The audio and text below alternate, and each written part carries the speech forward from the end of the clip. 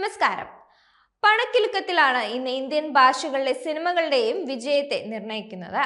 ഇന്ന് 1000 കോടി പ്രതീക്ഷകൾ സിനിമാ പ്രവർത്തകരുടെ അത്യാഗ്രഹമല്ലാതായിരിക്കുകയാണ്. അത്രയ്ക്കില്ലെങ്കിലും മോളിവുഡ് സിനിമകൾ ഇന്ന് കോടികളുടെ കണക്കെടുപ്പിൽ ഇടം നേടിയിട്ടുണ്ട്. മലയാളത്തിന്റെ 24 വർഷത്തെ ഗ്രോസ് കളക്ഷൻ പരിശോധിച്ചാൽ ആരൊക്കെയാണ് മുന്നിലെന്ന് അറിയുന്നത് സിനിമാ ആസ്വാദകർക്ക് കൗതുകമുള്ളതായിരിക്കും.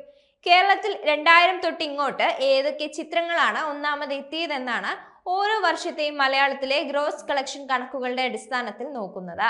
വർഷങ്ങളുടെ അടിസ്ഥാനത്തിൽ കളക്ഷനിൽ ഏത് താരമാണ് മുന്നിലെന്ന് നോക്കാം. 2000-ൽ മോഹൻലാൽ നായകനായ നരസിംഹമാണ് കളക്ഷനിൽ ഗ്രോസ് അടിസ്ഥാനത്തിൽ മുന്നിലെത്തിയ മലയാള സിനിമ. നരസിംഹം നേടിയത് 21 കോടിയാണ്. 2001-ലും മോഹൻലാൽ ആയിരുന്നു മുന്നിൽ. മോഹൻലാലിന്റെ രാവണപ്രഭു 17 കോടിയുമായി കളക്ഷനിൽ ഒന്നാമതെത്തി. ദിലീപ് നായകനായ മീശമാധവൻ എന്ന ചിത്രം 3-ാം സ്ഥാനത്ത് 2003-ൽ എത്തിയപ്പോൾ കളക്ഷൻ 19 കോടിയായിരുന്നു. 2003-ലും മോഹൻലാൽ ഒന്നാമതെത്തി. ബാലേട്ടൻ നേടിയത് 14 കോടിയായിരുന്നു. 21-ാം നൂറ്റാണ്ടിൽ മമ്മൂട്ടി കളക്ഷനിൽ ആദ്യമായി ഒന്നാമതെത്തുന്നത് 2004-ലാണ്. സേതുരാമയ്യർ 14 കോടി കളക്ഷൻ നേടിയപ്പോഴാണ് മമ്മൂട്ടി ഒന്നാമതെത്തിയത്. തൊട്ടു പിന്നാലെ മമ്മൂട്ടി 2005-ലും ഒന്നാമതെത്തി. മമ്മൂട്ടിയുടെ രാജമാണിക്യം നേടിയത് 25 കോടിയുടെ കളക്ഷൻ എന്നത് അക്കാലത്തെ വൻ റെക്കോർഡായിരുന്നു. ക്ലാസ്മേറ്റ്സ് ആയിരുന്നു 2006-ൽ മുന്നിലെത്തിയത്. പൃഥ്വിരാജ് അടക്കമുള്ളവർ പ്രധാന വേഷങ്ങളിലെത്തിയപ്പോൾ 24 കോടിയാണ് ക്ലാസ്മേറ്റ്സും നേടിയത്. 2007-ൽ മമ്മൂട്ടിയുടെ മായാവി 15 കോടി രൂപ നേടി ഒന്നാമതെത്തി. മലയാളത്തിലെ ഒട്ടുമിക്ക പ്രധാന താരങ്ങളും ഭാഗമായ 2020 ആയിരുന്നു 2008-ൽ ഒന്നാമത്. 2020 33 കോടിയായിരുന്നു കളക്ഷൻ നേടിയത്. 2009-ലും 2010-ലും മമ്മൂട്ടി തന്നെയായിരുന്നു കളക്ഷനിൽ മുന്നിൽ. പഴശ്ശിരാജ് 2009-ൽ 15 കോടി കളക്ഷൻ നേടി. മമ്മൂട്ടിയുടെ പോക്കിരിരാജ് നേടിയത് 16.5 കോടി രൂപയായിരുന്നു. മോഹൻലാൽ, സുരേഷ് ഗോപി, ദിലീപ് ചിത്രമായ ക്രിസ്ത്യൻ ബ്രദേഴ്സ് ആയിരുന്നു 2011-ൽ ഒന്നാമത്. ക്രിസ്ത്യൻ ബ്രദേഴ്സ് 28 കോടിയായിരുന്നു കളക്ഷൻ നേടിയത്. 2012-ൽ മായാമോഹിനിയിലൂടെ ദിലീപ് ആയിരുന്നു മുന്നിൽ. മായാമോഹിനി നേടിയത് 22 കോടിയായിരുന്നു. 2013-ൽ മോഹൻലാൽ മറ്റൊരു റെക്കോർഡുമായി കളക്ഷനിൽ മുന്നിലെത്തി. മോഹൻലാലിന്റെ ദൃശ്യത്തിന് 75 കോടിയായിരുന്നു കളക്ഷൻ.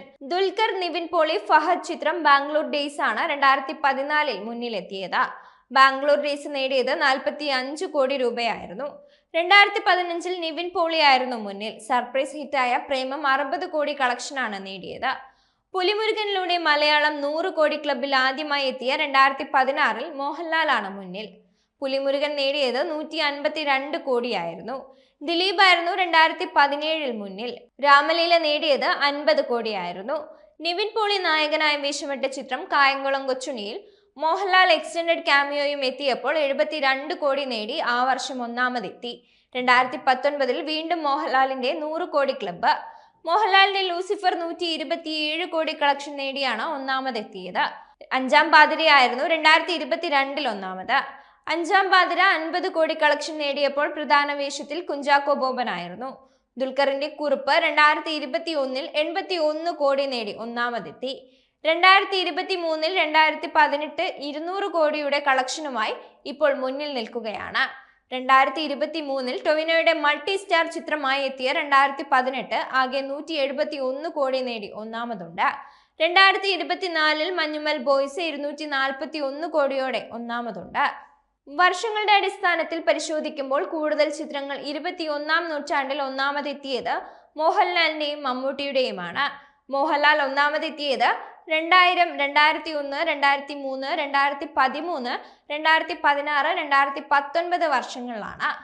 കായംകുളം കൊച്ചുണ്ണി 2018-ൽ മുന്നിലാണെങ്കിലും ചിത്രത്തിലെ നായകൻ നിവിൻ പോളിയാണ്.